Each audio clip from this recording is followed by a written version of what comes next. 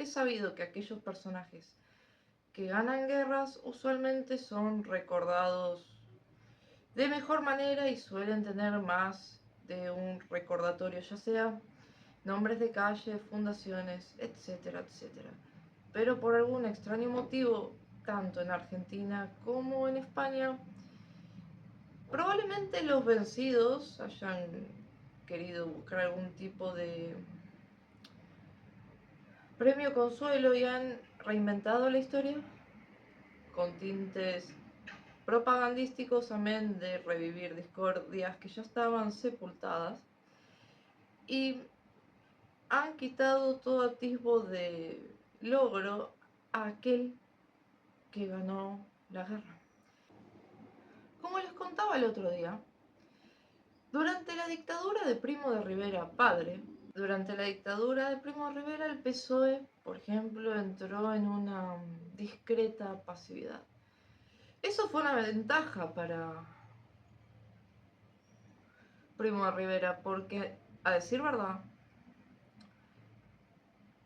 a ver, la subversión de izquierda con los berrinches jacobinos hacen daño, impiden el orden y el proceso legal de cómo debe desenvolverse una nación. Digamos que Primo de Rivera contó con esa ventaja y contó con la ventaja de que en ese momento, bueno, Largo Caballero, el que luego mutará en el Lenin español, todavía no estaba tan radicalizado y se había, bueno, hablado esta idea de una transición bipartidista con un sector más bien tirando socialista jacobino, Largo Caballero, y un sector más de derecha, que fue lo que se creó en su momento, que era la Unión Patriótica, y que será luego el, el núcleo de votante de la SEDA. La proclamación de la República, vale la pena detenerse un poco en cómo sucedió. Primero el Pacto de San Sebastián y todo como la mística de la República, en la cual, a ver, estaba Ortega Gasset, Marañón, ¿no? Fue lo que luego, bueno, se desencadena en la toma del poder. Alfonso XIII ya no tenía capacidad de lucha y se ocurrió de la manera que ocurrió es porque la monarquía así lo quiso. ¿Qué quiero decir?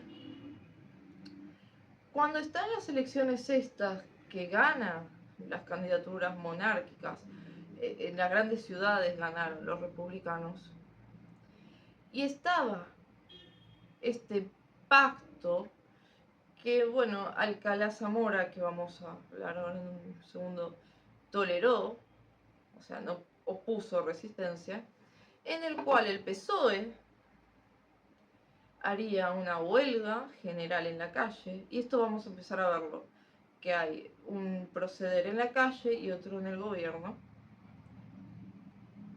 al igual que la Revolución Francesa. Ya se habían comenzado a conspirar en su momento con ciertos sectores de las Fuerzas Armadas y los republicanos. Alcalá Zamora es un personaje que es interesante porque venía, se autopercibía él mismo como liberal, republicano, católico, o sea, pero en rigor lo que hizo fue crear la república y luego terminar de sepultarla. Lo que ocurrió luego de estas elecciones es que la monarquía entregó el poder, no opuso resistencia. Y si fue de esa manera pacífica, fue porque la monarquía lo quiso. Porque, a ver, el gobierno previsional revolucionario tomó los ministerios, comienza de manera legítima porque hay una entrega del poder, la república. Entonces estuvo esta cosa de pronunciamiento militar y huelga izquierdista en la calle, que Alcalá Zamora aceptó. Digamos. Pactar con estos sectores como el PSOE, anarquistas, socialistas, no es pactar, es hipotecarse, porque al bien se asume la república, bueno, estos sectores cada vez reclaman desde la calle medidas más radicalizadas. Y hubo un antes y un después, cuando en mayo amén de la constitución anticatólica, porque si hay algo que caracterizó al jacobino español, fue como Azaña, que curiosamente se lo ha pintado como un personaje moderado, incluso ha caído en ese desvarío José Antonio, no era para nada moderado, y ahora vamos a hablar de Azaña. Una constitución anticatólica innecesariamente. Se comenzó con la quema de conventos, y no solo conventos, sino también, bueno, bibliotecas y universidades.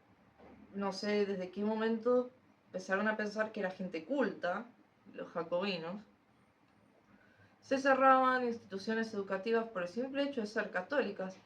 Y fíjense una cosa, la especialidad en economía no era algo que tenía una larga data en España. El único lugar que se estudiaba era un establecimiento católico. Y ya de por sí los republicanos no entendían nada de economía, pero ahora menos. Azaña, que era el típico jacobino español que quería borrar todo tipo de identidad española, decía que él era más de Robespierre que de Marco Aurelio. ¿Qué podía salir bien de ahí, no? Cuando ocurre la quema de conventos, ya es un antes y un después, pero era obvio. Amén que estos sectores reclaman cada vez medidas más radicalizadas al gobierno. Los carlistas se preparan para un enfrentamiento armado y el sector monárquico pro Alfonso XIII comienza a conspirar con las Fuerzas Armadas como antes habían hecho los republicanos. Incluso Sanjurjo había hecho bastante por la República en su momento. Bueno, del 31 al 33 realmente la situación económica empeoró y realmente era obvio que no te iban a votar. Ahí es donde aparece la seda, que fue la derecha imposible de la República. ¿Y qué fue la seda? La seda logró nuclear aquel voto o aquella parte de la población que venía de esa unión patriótica en la época de Primo Rivera Padre, y que era el sector conservador, católico.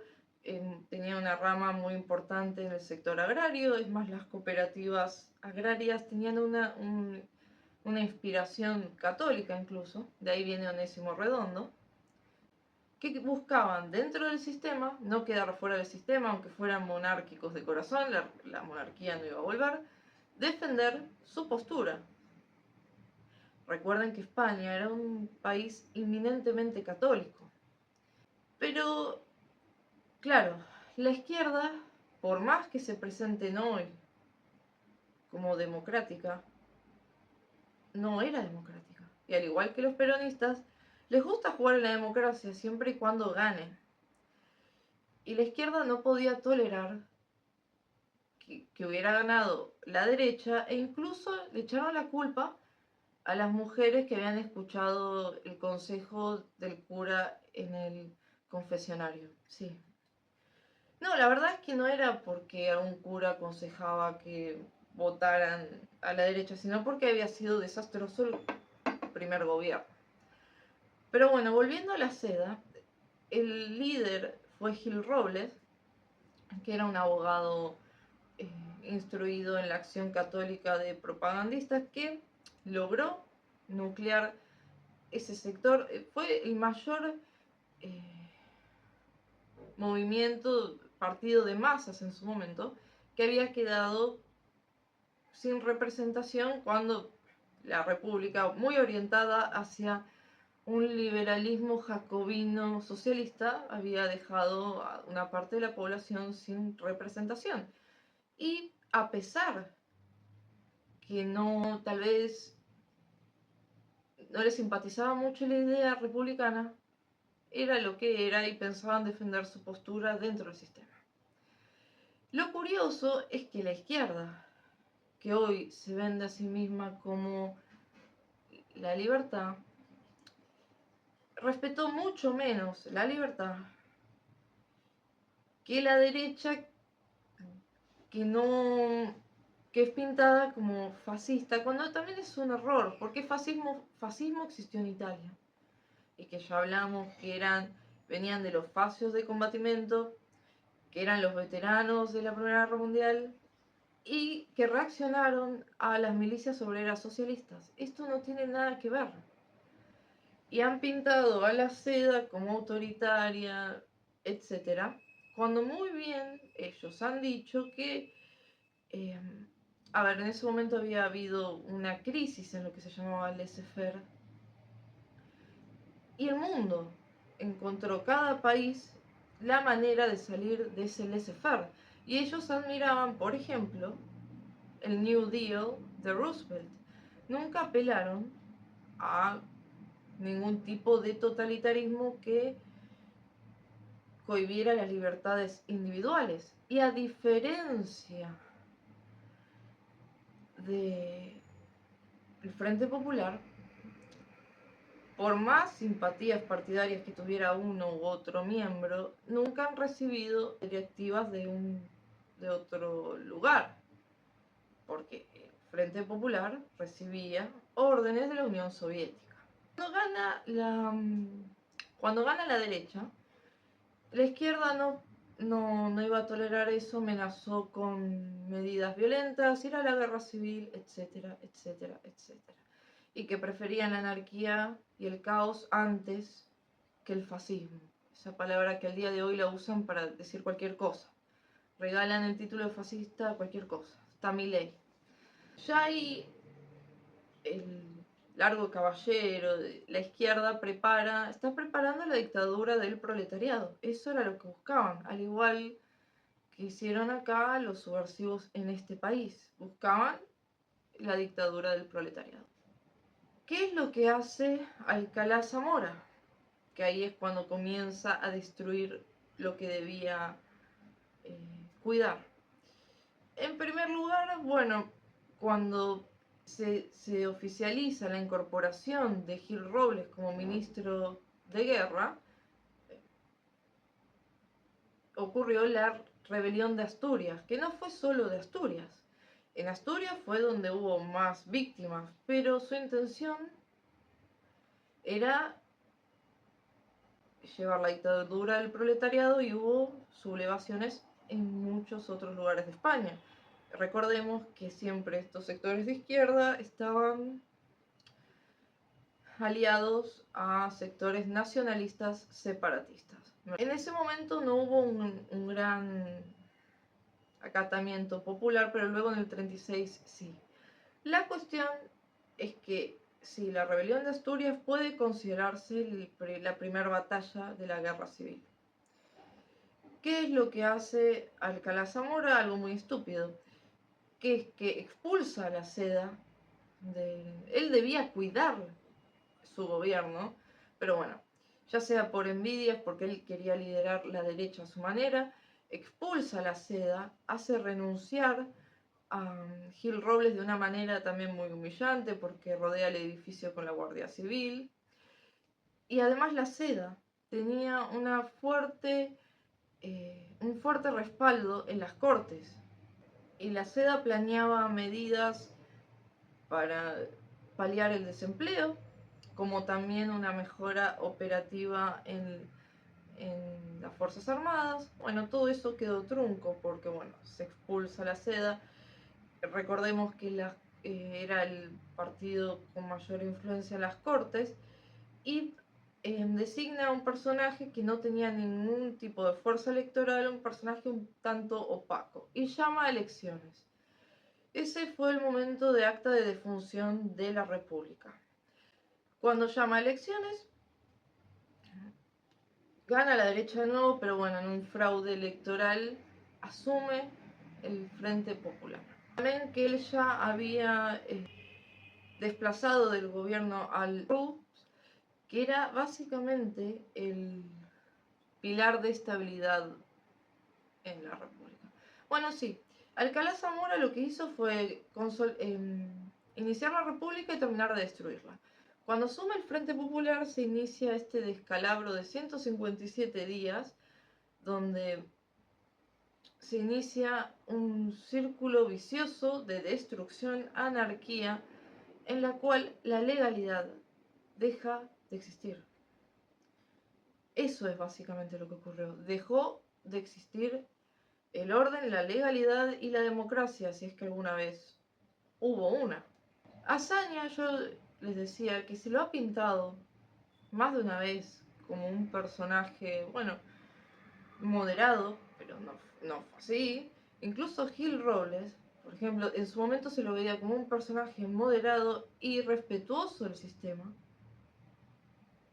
donde se han elogiado más al New Deal más que otra cosa, y hoy día lo pintan como las derechas terribles, y Azaña no es un personaje moderado de izquierdas, cuando Azaña era un jacobino que se autopercibía Robespierre y estuvo alentando la guerra civil y la conmoción social desde los inicios. En este círculo de destrucción de las instituciones ocurre, bueno, el asesinato de Sotelo, que fíjense, se lo asesina. También se había intentado asesinar a Gil Robles, pero no estaba cuando lo fueron a buscar los pistoleros. Cuando se lo asesina, los asesinos eran miembros de la Guardia Civil con las milicias obreras, porque eso era algo muy peronista. Infiltraban militantes en las fuerzas. Eso nunca funcionó. Ahí es cuando, bueno, Franco oficialmente se une al alzamiento y se procede con la declaración de guerra.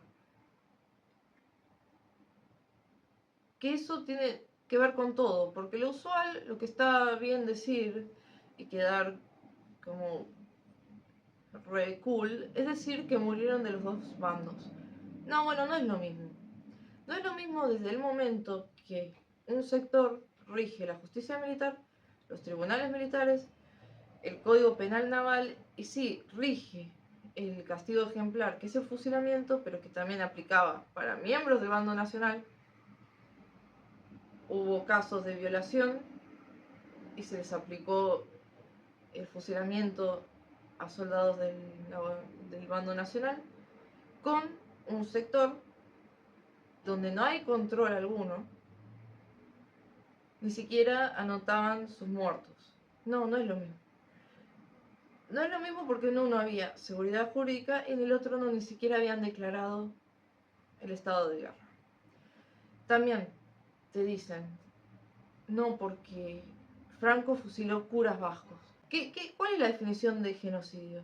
Genocidio es el aniquilamiento de un sector por el simple motivo de pertenecer a ese sector, ya sea judíos, armenios, católicos, la vendé.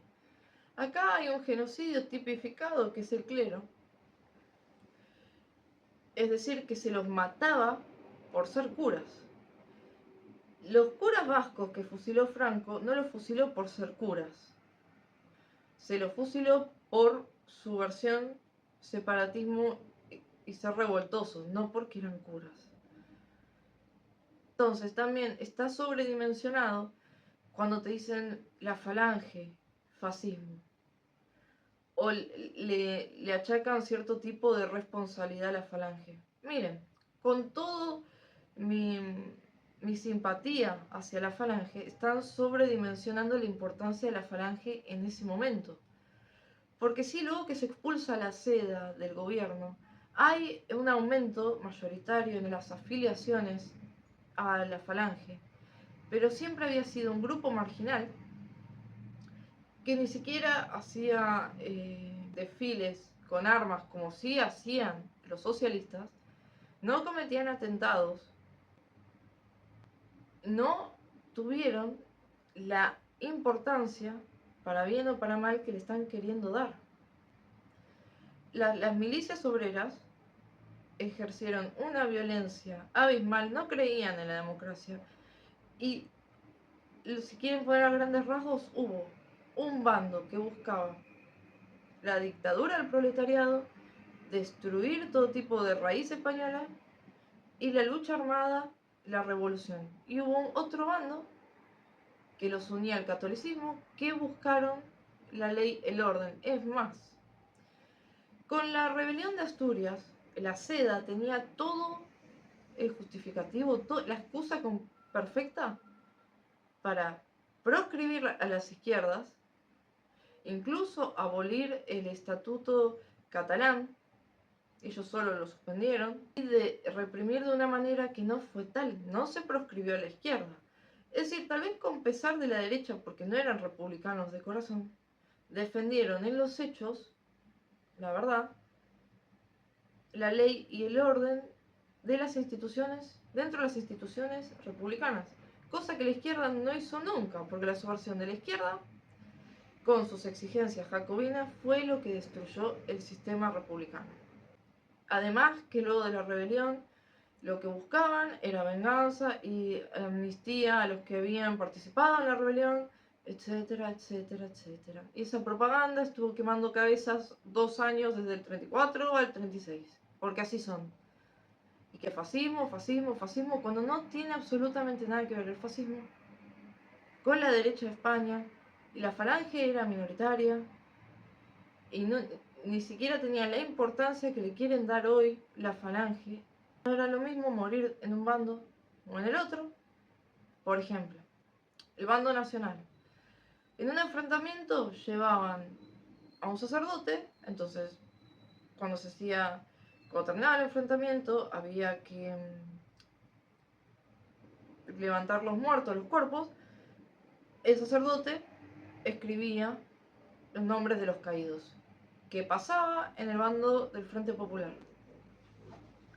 Amén que ellos de algo que no quieren hablar es de la violencia que había entre ellos, entre las izquierdas, y cómo se mataron entre ellos, porque eso pasó siempre. Por ejemplo, uno se iba corriendo, le pegaban un tiro y bueno, entre su mismo bando, ¿no? Y como no tenían pater, no notaban sus caídos. Hoy día no saben, o sea, todavía no saben el total de sus caídos porque ellos no los anotaban. Y eso es algo muy común que ocurre hoy todavía en Rusia, que tienen un total desprecio por...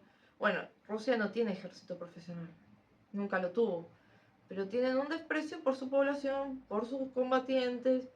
No. Lo que unía a los sectores que se puede englobar el franquismo era su catolicismo. Que eso, bueno, lo que ocurre, por ejemplo, en el Concilio Vaticano II es que el Concilio Vaticano II plantea que hay que buscar un tipo de diálogo con el marxismo. Eso fue un poco desafortunado para España porque, claro,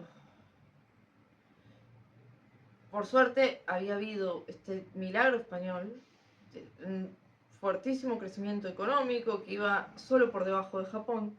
Y bueno, eso mantuvo el régimen, pero cuando se le achaca a Franco, por ejemplo, falta de ideología, bueno, es que la esencia del régimen de Franco, también de haber ganado la guerra y la verdadera libertad y tolerancia, era la raíz católica. Cuando se pide eso de conciliar con el marxismo, uno dice, pero ¿para qué? ¿Me estás jodiendo? Te salvé, Iglesia Católica, ahora me decís que hay que conciliar con los de la dictadura del proletariado y que descuartizaban curas. Pero dicho coloquialmente, es algo así. A todo esto, antes de Alcalá Zamora disuelve las Cortes. Porque esto es lo curioso del liberalismo. Los liberales siempre, en todo lugar, se han sentido con derecho de imponer su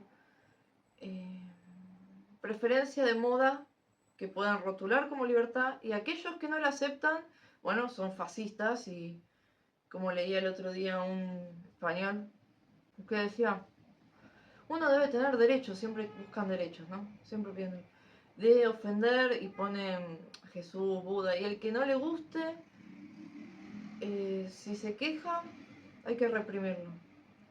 ¿Ustedes se imaginan si yo digo algo así, pero no sé, ponele, yo voy a subir lo que quiera de Mussolini y Franco, y si no te gusta y me lo discutís, te voy a reprimir? ¿Se dan cuenta lo infantiles que son?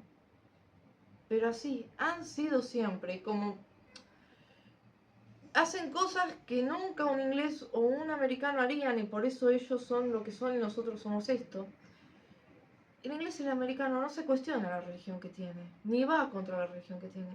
Acá, el revolucionario, liberal o lo que sea, dice, atraso el Vaticano.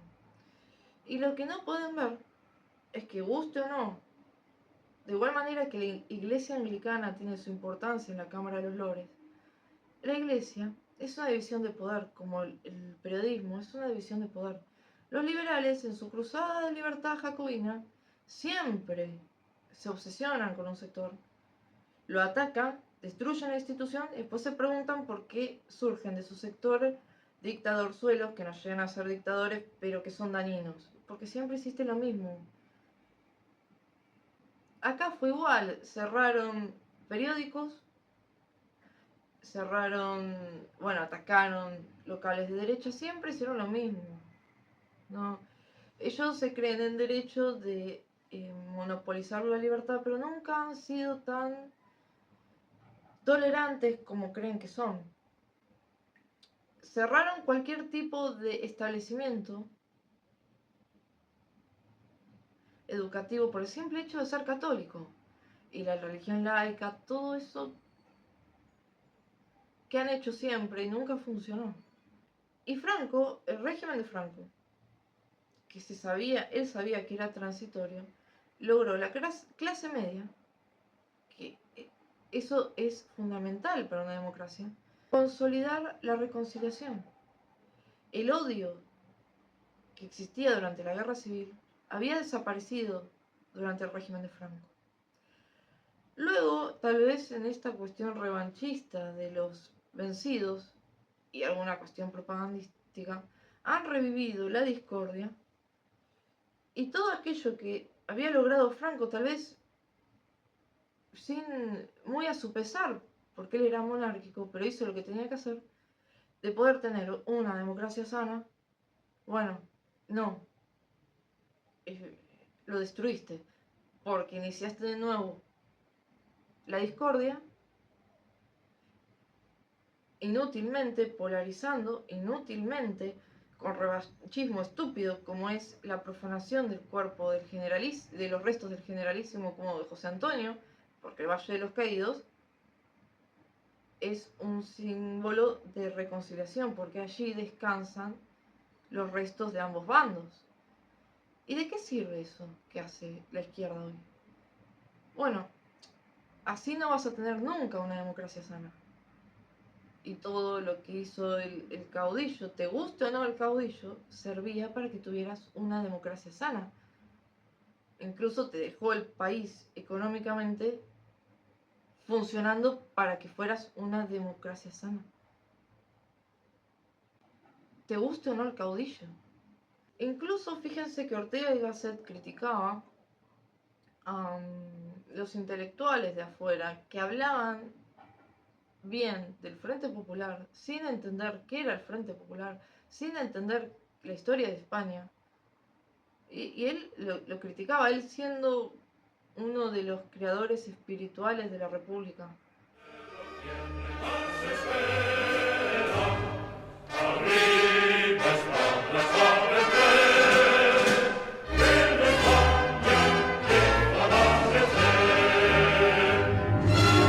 José Antonio Primo de Rivera.